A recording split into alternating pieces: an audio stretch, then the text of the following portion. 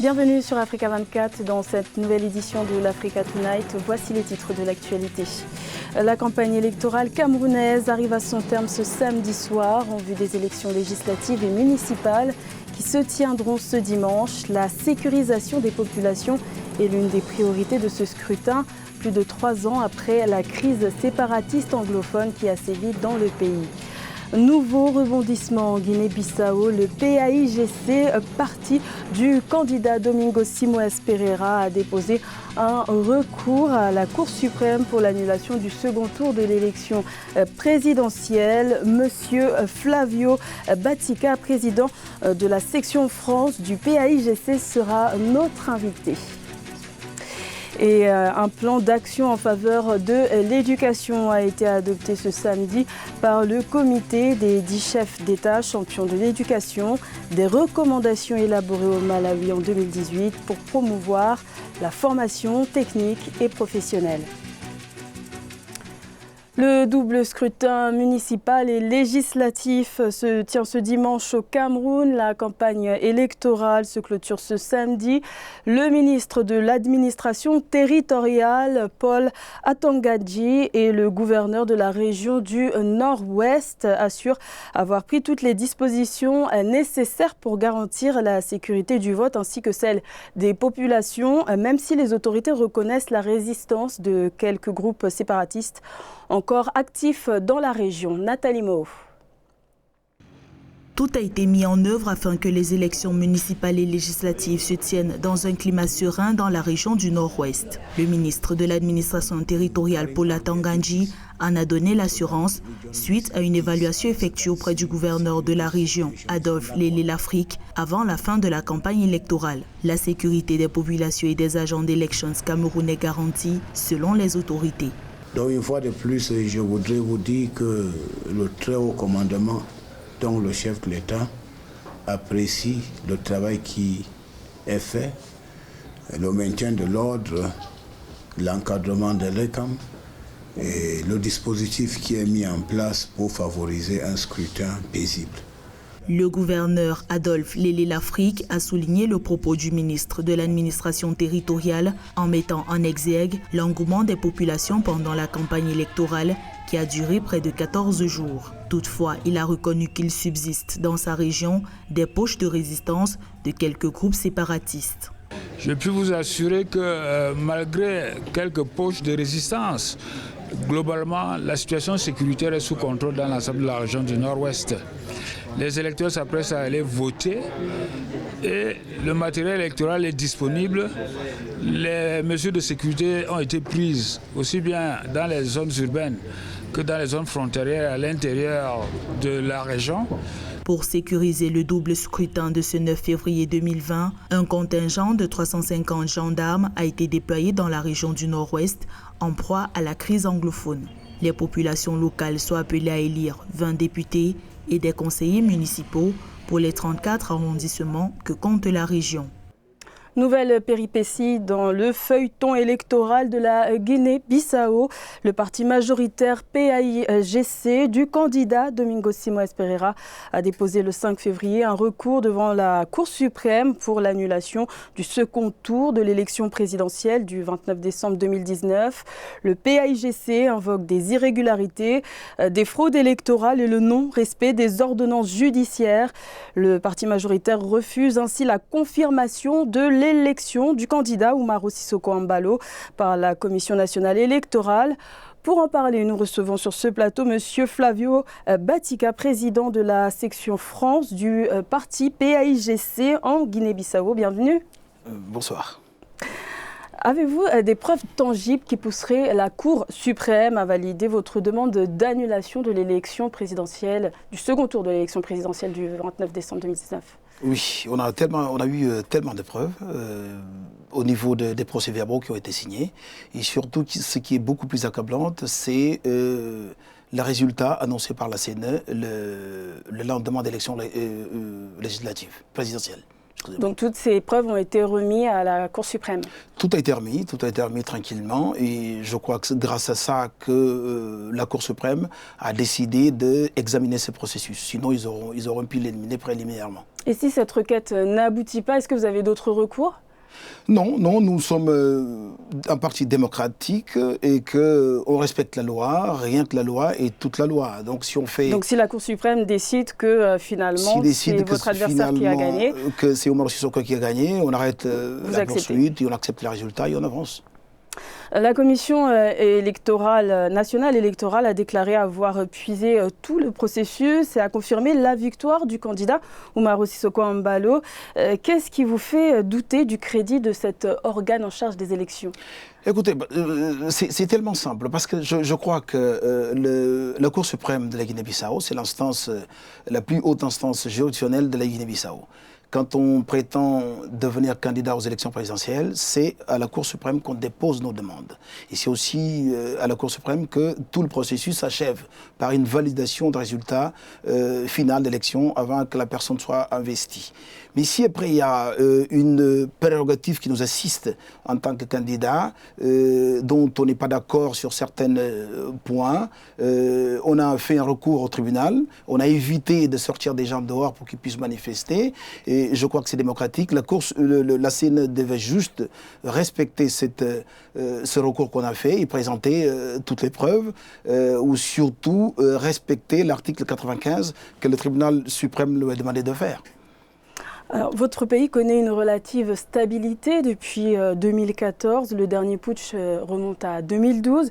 Est-ce que justement ces tensions politiques ne vont-elles pas verser dans la violence ou dans le soulèvement populaire ? Non, je crois qu'il y a un changement en Guinée-Bissau. Je crois que la Guinée-Bissau est en train de devenir l'un des pays les plus démocratiques au niveau de l'Afrique de l'Ouest. C'est vrai, on a passé beaucoup de coups d'État militaires et tout ça, mais depuis 2014 quand même, qu'on a passé la plus grave crise et qu'on n'a pas utilisé des armes. On a tous utilisé des questions juridiques, tout ce qui est les moyens démocratiques pour contester et faire valoir la loi. Donc c'est ce qu'on a fait, et c'est justement pour cela que notre candidat Domingos Simões Pereira a préféré aussi faire un recours vers le tribunal, juste pour demander la vérité électorale, pour que les Bissau-Guinéens puissent savoir à qui ils ont vraiment voté. Donc il n'y aura pas de manifestation populaire ? Il n'y en aura pas, puisque on est conscient, si demain, nous, tout ce qu'on demande, c'est simple, c'est juste qu'on nous laisse voir beaucoup plus clair, savoir à qui véritablement le peuple bissau-guinéen a voté. Au Malawi, la Cour constitutionnelle a invalidé les résultats de la présidentielle de mai 2019 qui donnait Peter Mutharika vainqueur. L'élection va donc se rejouer. Est-ce qu'on s'achemine vers un même scénario en Guinée-Bissau ? À Guinée-Bissau, je crois que oui. Et d'ailleurs, c'est ce qu'on a demandé, l'annulation. Pourquoi ? Parce qu'aujourd'hui, certes, même si on est confiant que notre candidat a vraiment gagné les élections, si on va vers l'ouverture des urnes pour le comptage des votes, l'autre camp ne sera pas d'accord puisqu'ils vont nous accuser d'introduire des faux bulletins à l'intérieur. Donc le mieux pour tout le monde, c'est d'annuler complètement le scrutin et qu'on puisse aller au nouveau voter. Je demanderais aussi que la communauté internationale, y compris la CEDEAO et l'Union africaine, de laisser la Guinée-Bissau, parce que le rôle de ces organisations, c'est d'aider les pays fragiles comme la Guinée-Bissau à consolider leurs institutions démocratiques. Et si aujourd'hui le peuple bissau-guinéen peut faire aller vers ces institutions, je crois que le rôle de ces organisations, tant que la CEDEAO et l'Union africaine, devait rester derrière la Cour suprême pour aller jusqu'au bout de ces processus et de ne pas tellement forcé en invitant Umaro Sissoko à participer dans un grand sommet de l'Union africaine aujourd'hui qui se tient lié à Addis Abeba. Et si c'était un même scénario qu'au Kenya en 2017 où l'élection s'est rejouée et finalement c'est le président qui avait été élu, qui a été confirmé, est-ce que vous accepteriez les résultats ? Bien sûr, on acceptera. Encore une fois, notre candidat c'est quelqu'un de très démocratique. Le jour même après l'élection, il a appelé son adversaire pour lui dire, écoutez, je crois qu'il faut qu'on reste calme et que moi, si vous êtes déclaré gagnant, je serai la première personne à t'appeler pour te féliciter. Umaro Sissoko Embalo a déclaré qu'il ferait quand même son investiture le 27 février. On sait que le processus de la Cour suprême risque de mettre du temps. Que pensez-vous de cela ? Écoutez, on ne peut pas le sous-estimer. On voit avec qui il traîne. Quand on voit ses meilleurs amis, ses présidents Sassou Nguesso, on voit comment il dirige son pays à peu près. Donc on l'avait vu avec le président soudanais Bachir. On l'a vu aussi avec l'ancien président libyen, Muammar Kadhafi, et surtout qu'il a un soutien très fort qui est de Macky Sall. On a vu qu'en Gambie, le président gambien était investi au Sénégal par un Gambie. Lui, il a menacé de le faire. Et que certainement qu'il doit avoir des soutiens à l'extérieur de la Guinée-Bissau pour le faire. Mais sauf qu'il doit savoir que la Guinée-Bissau, ce n'est pas un pays comme la Gambie.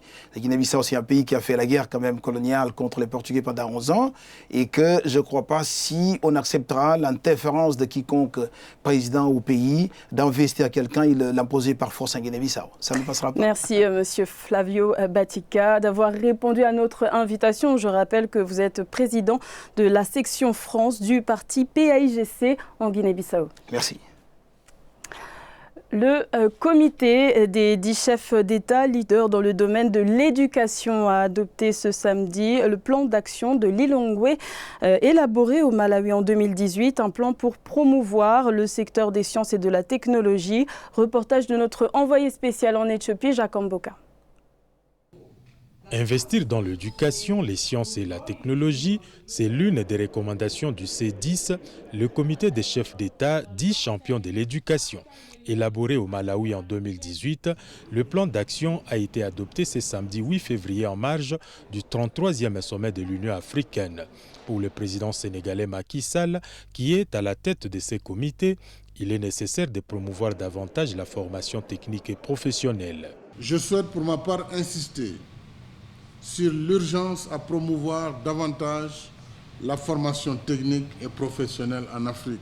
Nous devons vaincre le mythe selon lequel l'enseignement classique est la voie principale, pour ne pas dire la voie royale, indispensable pour la réussite. Porté par le président sénégalais, le plan adopté par les délégués du comité des 10 sera par la suite soumis à l'approbation des chefs d'État au 33e sommet de l'Union africaine.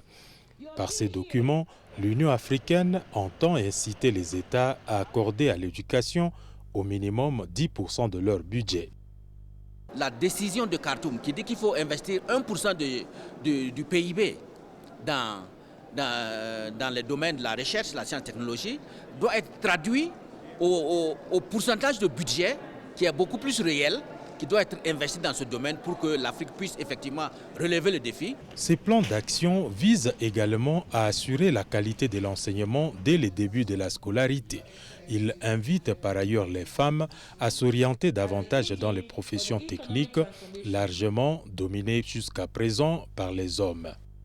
Où en est l'exécution de l'accord de paix de la Centrafrique conclu à Khartoum au Soudan et signé à Bangui le 6 février 2019. Un an plus tard, le succès de cette entente semble être en demi-teinte. Une dizaine de groupes armés et le gouvernement s'était engagé à mettre un terme aux violences qui minent le pays depuis 2013.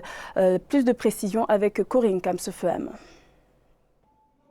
12 mois après la signature de l'accord politique pour la paix et la réconciliation en Centrafrique, le bilan de part et d'autre est mitigé. Optimistes, les Nations Unies évoquent de réels progrès comme la réduction de la violence, le début du processus de démobilisation, désarmement et réintégration, le redéploiement des forces de défense et de sécurité, ainsi que l'administration et l'adoption en cours des projets de loi prévus par le document signé le 6 février 2019 à Bangui. Dans tout accord de paix, il existe des défis à relever et des remises en question permanentes. L'unique voie dans le contexte de notre pays reste la voie de la paix et de la recherche du dialogue national. Il n'y a pas d'autre alternative possible. Une note d'espoir, alors que plusieurs groupes armés signataires de l'accord de paix poursuivent leurs activités criminelles. Depuis un an, des pics de violence ont été enregistrés dans le nord-ouest du pays, mais aussi à Alindao, où l'unité pour la paix en Centrafrique d'Ali Darassa conduisait des opérations de conquête. La Centrafrique, un an après cet accord, reste un État fantôme Quand vous allez dans la partie frontalière avec le Cameroun, il y a des fonctions entières de l'État qui sont entre les mains des groupes armés. Alors que s'annonce une période électorale avec des scrutins présidentiels et législatifs en 2020 et 2021, l'aboutissement de l'accord de paix du 6 février reste un impératif pour le gouvernement centrafricain. Celui-ci devra régler la question de l'impunité de plusieurs chefs de guerre, souvent décriés par de nombreux acteurs politiques et la société civile, toute chose qui pourra aider à créer un véritable consensus national autour de cet acte de paix. 40 millions de dollars, c'est la somme que le gouvernement du Soudan du Sud compte débloquer pour soutenir la mise en œuvre de l'accord revitalisé, une décision qui émane de la 105e réunion du Conseil de paix et de sécurité sur la situation de la République du Soudan du Sud qui s'est tenue le 27 janvier. Plus de détails avec Nelly Claude Bessa.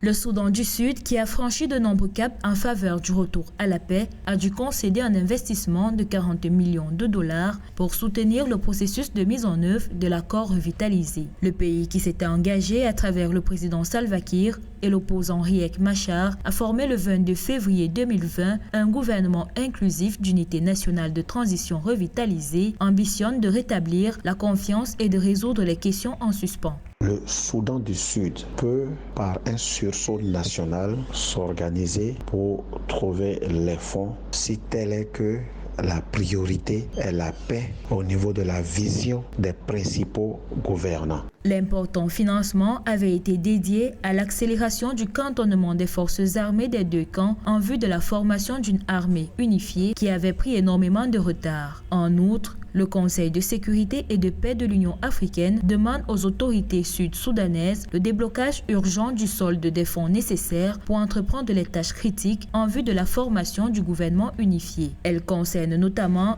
le nombre et les frontières des États, la mise en place et le déploiement des forces unifiées nécessaires sur le terrain. Objectivement, il faut qu'ils mettent en place des institutions très solides et qu'ils ratifient les instruments de défense et de protection des droits humains. Il faut qu'ils le fassent très rapidement pour signifier leur volonté. Le Soudan du Sud, qui a paraphé en septembre 2018 l'accord de paix revitalisé, intensifie les stratégies pour le retour à la paix et à la stabilité dans le pays. Un mécanisme de supervision de la sécurité a été mis en place pour soutenir les parties dans l'élaboration de mesures visant à résoudre les problèmes logistiques que pose la formation des forces unifiées nécessaires. C'était le journal de la rédaction. Merci de l'avoir suivi. L'information continue sur Africa 24.